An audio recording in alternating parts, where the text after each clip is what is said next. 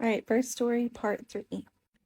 So on Friday, April 21st, that morning we had an ultrasound to make sure he was all good in there, and he was. Then my midwife called me and I was in tears. I was just like, I gotta get this baby out of me. I am like so tired, so exhausted. We gotta get this over with. So we were gonna schedule an induction for Friday, but she was at my house, my midwife, and when she came over, the hospital called to schedule it. And she was like, let's just wait one more day. So we made the plan for Saturday to for her to come do another membrane sweep Saturday morning and the following day, and then we are gonna meet at the birth center and try to do a bunch of other things at the birth center, and then that night go into the hospital if nothing had progressed. And I was already like 6 centimeters, so it's like something's got to work.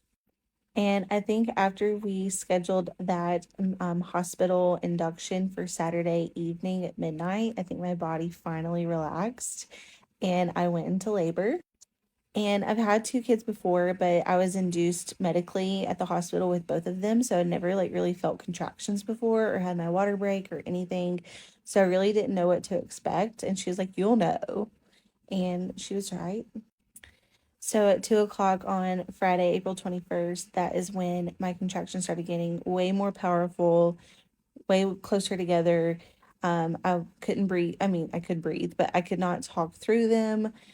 They were starting in my tailbone. I believe that is what you call back labor. So that was fun. And so I labored at home most of the day. And then getting into the evening, my midwife came by and checked me for dilation again. And I was progressing. And so she was like, let's meet at the birth center in like an hour or two. And after that, it was my contractions got like way closer together. So she was like, just go ahead and come on. So I had to get dressed because I was walking around my house naked, like having contractions, getting in and out of the shower on the yoga ball. So I had to get dressed in between contractions and load up to go to the birth center.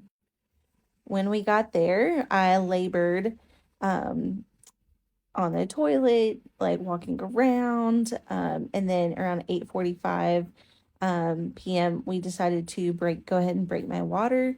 Then after that, I got into the birthing tub and I was able to have the water birth that I wanted. See that? That is relief. So if you have any questions about any of that, like what is castor oil like, different ways to induce, what is water, why did I choose water birth, how did that go? But I will have to do the last part separately.